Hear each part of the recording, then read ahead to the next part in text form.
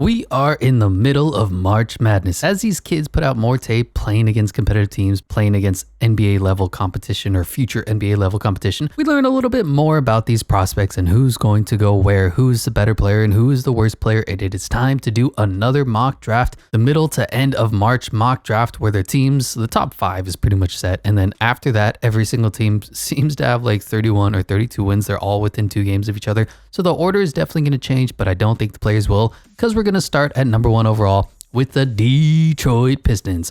Of course, it's a lottery. You never know. But if the Pistons get Victor Wembanyama, they're going to have an embarrassment of talent. They're going to have Cade Cunningham coming back. James Wiseman has looked really good. Killian Hayes is They definitely need some wing help. But at this point, with the number 1 pick, you take the best player available and you figure out where the other players are going to find their fit on the roster. Victor, of course, generational talent. If he stays healthy, that's going to be the big concern that I will always have drafting somebody who's like 8 feet tall at this point, but he's got the skills of a guard, the height of Yao Ming. Hopefully he's going to be able to live up to some of the potential being the number 1 pick. And then after that is where we get a little bit of the confusion and concern, because people don't like Scoot Henderson anymore. They want Brandon Miller on their team. I don't see it. I'm not the biggest fan of Brandon Miller as everybody else is. I know he dropped like 40 and 30 respectively in the college game, but I don't love it. I know that they need a point guard, and I know that they need some more forwards. They got Jalen Green, need to build around him. Same thing with Jabari Smith and Alperen Şengün. Kevin Porter Jr. is definitely looking like he should be on the way out, or at least coming off of the bench. So you look at the number 2 pick, you say, all right, point guard, I'm not going Scoot Henderson. Y'all are so worried about Scoot Henderson's lack of shooting, his lack of size. He's only 6'2", has that 7-foot wingspan. And I'm a little bit worried that I don't know if he's a true point guard as well. I think you're going to have some of the same issues and overlap with him and Jalen Green and Kevin Porter Jr.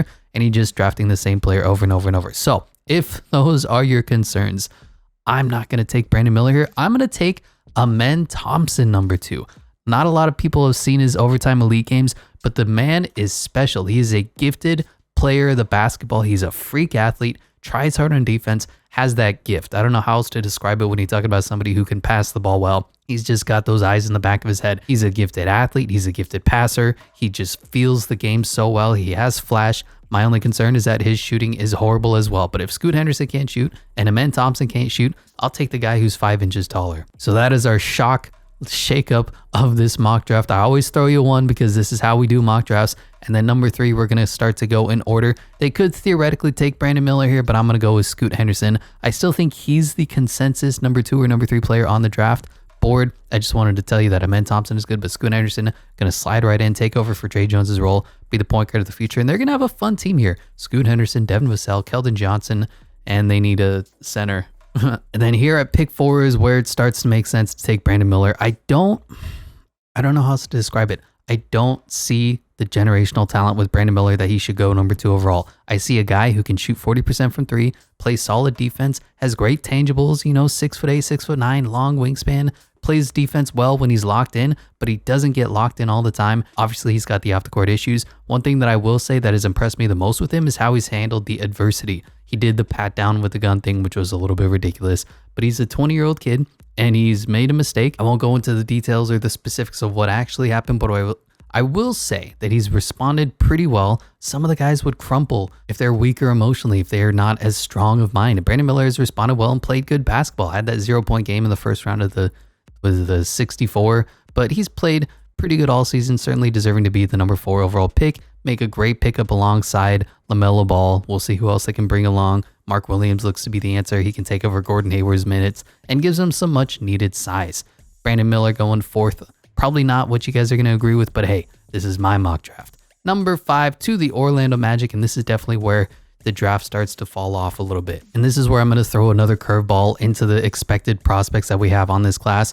You look at the guys, you go, maybe Oscar Thompson could go here, Cam Whitmore, Jarris Walker certainly make a lot of sense. I'm going to go swinging for the fences, highest upside player in this draft class. And I am simply in love with G.G. Jackson's tape. Greg Jackson out of South Carolina. He's a super raw prospect, 6'9", 215. But if you go watch the South Carolina versus Alabama game, he went mano a mano versus Brandon Miller. He doesn't have the shot yet, but I think he's 17, might be turning 18 soon. Stupidly young, freaky athletic, and he's got a good mid-range game. He can post up his man, shot over him, and I'm just going to say this. Some of the shots looked like old school MJ in the Bulls when he was fading away. Gregory Jackson has game, but he is super extremely raw. That is the one thing that you're going to have to know about him. He's kind of, who's the guy in the last class? Jeremy Sohan-ish when it comes to his rawness, but his versatility is undeniable. GG Jackson, look up some of the tape. He is a special player, and he should go a lot higher than what most of these mocks have him at, 20, 15, even 10. I think he is a bona fide top 5 pick. And at number 6 with the Portland Trailblazers, not really decided on what direction they want to go. Damian Lillard doesn't want to rebuild, but this team is pretty bad, and they need to trade away some of their players, get younger. They got a lot of good athletes, and now I think it's time to get a little bit of polish. I'm going to bring in Cam Whitmore out of Villanova. Just a very solid, steady player. Not the greatest athlete, not the greatest shooter. Kind of a B- across the board, but he's going to do a lot of things good. Has solid size on him, can bring defense. Hopefully he's a plug and play kind of guy for this team that's kind of lacking in wing depth, especially with the removals of Josh Hart. And now at number 7, you have the Washington Wizards. And the problem with the Wizards is that whoever they draft is going to be a bust, because the Wizards development team is the worst in the history. So their drafting team sucks. Their development team sucks. Their coaching sucks. The front offense sucks. So whoever you take with the number 7 pick for the Wizards, or higher or lower, it's likely that they're going to be a bust. Now, the position of need for this team is certainly point guard, certainly wing depth as well. They have Bradley Beal, shooting guard, Kristaps Porzingis, power forward center, Kyle Kuzma, power forward, small forward. So you could go wing, you could go point guard here. And I'm going to say that another guy that I really like that's underappreciated in this draft is Anthony Black. Now, he has some of the issues that the other point guards do in this class. He can't shoot all that well. He's got that horrible John Morant set shot, not a lot of feel. He's a really good finisher around the rim and a pretty good passer. He doesn't have the same skills as an Amen Thompson and as a Scoot Henderson to a lesser extent, but he's a really good passer in his own right, has great size for the position. He's basically Josh Giddey 2.0, maybe a little bit less on the playmaking side, but I think Anthony Black certainly deserving of the number 7 overall pick, going to be the point guard of the future for the Washington Wizards. Here at pick number 8, and this is more of a pick of fit than a pick of needs. Obviously, your set of point guard, I don't know why they say severe here. You got Tyrese Haliburton, you got Andrew Nembhard, you got TJ McConnell. Shooting guard, small forward, wing, whatever you want to call it. You got Ben Mathurin, you got Buddy Hield. Center, Miles Turner likely going to stick around. You never know. I think his contract is up this season, so you could really go big wing on this team. The two options I see are Jarris Walker and Grady Dick. So do you want to go offense? You want to go defense? I have to say, I'm not as impressed with Jarris Walker's tape as everybody else is. He's a really low volume 3-point shooter, shot 34% on the year on like 100 shots. Defense is good. His intensity is strong. He's a great guy to have on your team, but I'm saying offense in today's game matters more. And I'm going Grady Dick. I love Dick. Get another bona fide shooter on this team. Somebody who can shoot 40+% from the 3-point line, stretch out the floor even more, and let Tyrese Haliburton cook. Grady Dick going to be my pick here at number 8.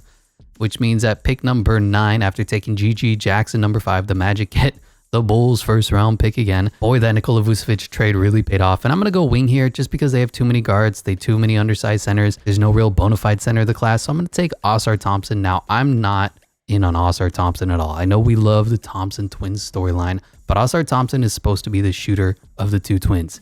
He can't shoot. He's like a 25% 3-point shooter. He doesn't defend nearly as well as his brother does, doesn't give the effort and energy that you'd expect from a guy who's a freak athlete. He's just not that good. He's disappointing if you watch the overtime elite tape, and the OTE competition also isn't that good compared to like NCAA. So Oscar Thompson going to fall a little bit. Still a good athlete, has the potential to be anything. That's the thing about the NBA. Everybody has the potential to be whoever they want to be. Now, are they going to work their asses off or not? Number 10, I'm going to go Nick Smith Jr. here with the Toronto Raptors.